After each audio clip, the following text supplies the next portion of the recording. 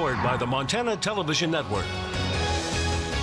Montana This Morning continues on Montana's News Leader. Dozens of young children are buried under rubble after a devastating earthquake strikes Mexico. I'm Nikki Batiste in New York. I'll have the story coming up.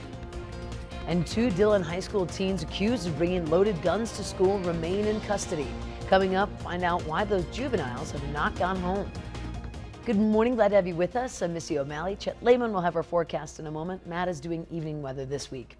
More than 217 people have died as a result of yesterday's massive earthquake in Mexico City. That number, unfortunately, may rise as rescue efforts continue.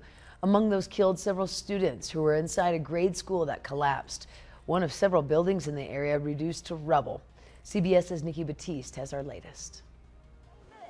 Rescuers are working through the night and against the clock in Mexico City, searching for survivors after a powerful earthquake struck yesterday afternoon. At this elementary school, crews used buckets and wheelbarrows to dig through the debris. Officials say at least 22 children were killed when the school building collapsed. Dozens of others are missing. Family members rushed to the scene looking for loved ones. Searchers wrote silence on the school building with spray paint so they could listen for survivors while digging through the rubble. Jonathan Mendoza is looking for his cousin. The only thing that they have told us is to go to the hospitals to verify if our family is there, he said. But my family have gone there and we don't have news on our family member. The magnitude 7.1 quake was centered 76 miles southeast of Mexico City. Mexico City's mayor said in the capital alone, at least 44 buildings came crashing to the ground. Mexico's President Enrique Peña Nieto declared a state of emergency and says rescue efforts are the priority. He addressed the country late last night saying, "This earthquake is a hard test and a painful one for our country." Many schools and businesses around Mexico were rehearsing earthquake drills earlier in the day. It was part of a yearly remembrance of an 8.0 quake that struck the city on the exact same day in 1985, killing almost 10,000 people. Nikki Batiste for CBS News, New York. Now, that 1985 quake led to rigorous building codes and one of the world's first early warning detection systems. A little more than a week ago, an 8.1 quake hit off of Mexico's southern coast, killing at least 90 people. And another natural disaster, Hurricane Maria, is now over at least parts of Puerto Rico and has forced a CNN team on the island to evacuate from its hotel. Here's what their story was of what they were experiencing. It's a few minutes after 2 in the morning, and I was trying to get some sleep, and I was awakened by how loud the wind is howling outside. And so I came to the window. You can really feel the wind pushing against the window. And that's not the only problem. There's water already coming into the room, and the noise outside is really loud. And the problem is that, as you can see, the water has made it all the way to the middle of the floor already, and it's only the beginning. The team has made the decision to evacuate our rooms.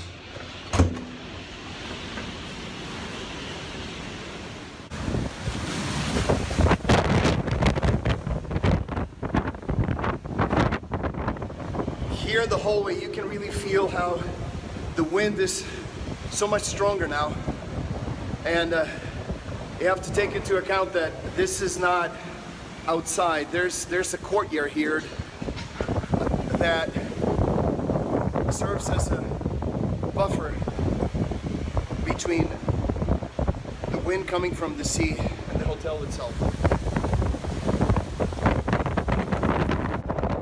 We're not the only ones that have decided to leave our rooms. Most of the guests who have decided to also look for shelter elsewhere in the hotel. The hotel manager says that the safest place in the entire hotel is one of the ballrooms, so that's where we're going to go now.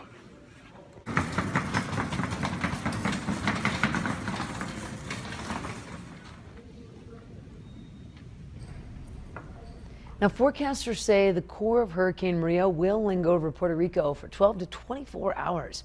Maria weakened slightly to a Category 4 hurricane early this morning, but it still packs 155-mile-an-hour winds. As rains began to lash out on Puerto Rico yesterday, Governor Ricardo Rossello warned that Maria could hit with a force and violence that we haven't seen for generations. He says that the country could lose a lot of infrastructure and added that a likely island-wide power outage and communication blackout could last for days. He told residents, quote, "We're going to have to rebuild," unquote.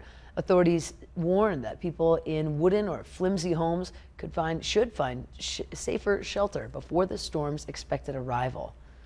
No word on how that's gone. We know the power is out in San Juan, which is the capital of Puerto Rico. We do know that the radar went out there. We showed you that a little while ago. Just some tense situations. So we'll continue to get updates more on CBS this morning coming up at 7 o'clock as well. Meantime, here in southwest Montana, the wind a factor as well. Not anything like they're dealing with, but it's still going to be a factor here. As you, I'll just show you what we're talking about. Temperatures. This is the air temperature in the 30s and some 40s out there right now. The winds, as we bring in that graphic, shows that 22-mile-an-hour gusts in Great Falls, 13 in Lewistown, Bozeman with some 9-mile-an-hour winds. You add those two things together, this is wind chill numbers. Look at that, 22 right now. The feel-like temperature in West Yellowstone feels like it's in the 30s for the rest of us in southwest Montana. And by the time we get to the end of the week, those 30s will be the air temperatures. I have that detailed forecast, Missy, in 10 minutes. Thank you so much, Chad. Our top story for you now from around the state. 2 Dillon High School students accused of bringing guns to school on Monday made an appearance in juvenile court yesterday morning. The judge set the bond for the 2 teens at $50,000 each during a detention hearing. Now, this was double the amount recommended by the county Attorney General's office. Beaverhead County high school students were found on Monday with 2 loaded revolvers in the school. Police say the incident remains under investigation and would not say why the students allegedly had those guns in class. The 2 students were arrested without incident. They face felony charges of criminal endangerment, possessing weapons in a school as well. Now, the 2 remained in custody as classes resumed yesterday. Classes also picked up yesterday in Flathead Valley after a cyber attack forced a 3-day closure for safety reasons. Now, a student at one of the high schools says there's been a lot of talk in the hallway since coming back.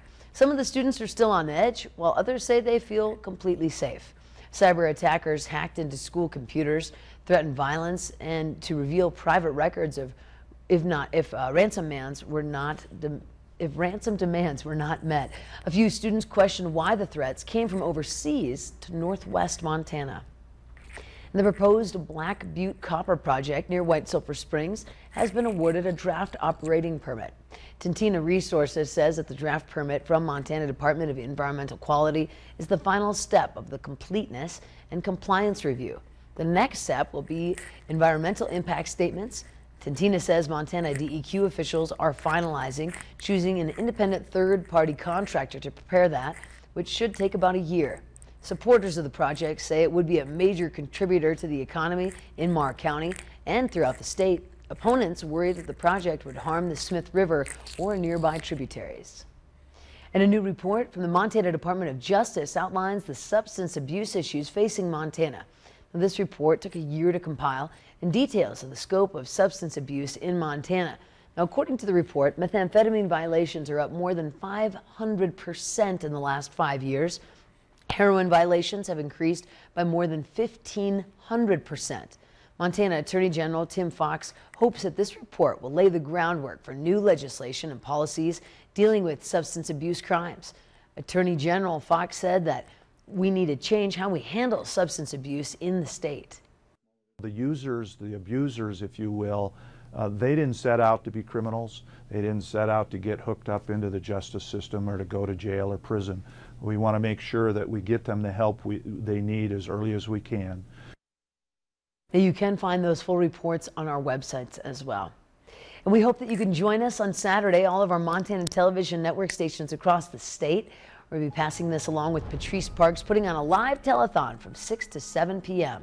Reports will be in from some of the hardest hit parts of the state on the fire season, and we'll continue to raise money.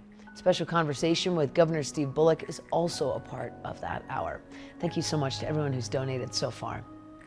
And people and businesses are really opening their hearts, donating through the Montana Television Network Wildfire Relief Fund, partnered with the Montana Community Foundation. with her MTN match with the first $50,000, and the Arthur M. Blank Family Foundation another match for the next $50,000. Add in with American Bank and Pure West with $10,000 each. We're currently close to $202,000. Unbelievable. We've had more than $500,000 in donations. Just incredible. It is a quick break. In just a moment, historic renovations to local neighborhoods. The upset about it coming up. Our own Morgan Davies takes a closer look. But first, it's time to check in with our friends in New York to see what's making headlines for you at 7 a.m. on CBS This Morning. Good morning. Ahead on CBS This Morning, we're in Mexico City with the ongoing rescue efforts after the massive earthquake. We'll also take you to Puerto Rico, where Hurricane Maria is hitting right now. And the U.S. ambassador to the UN, that's Nikki Haley, joins us today. What's next after President Trump's threat to North Korea and criticism of the Iran nuclear deal? We'll see you at 7 o'clock on the dot.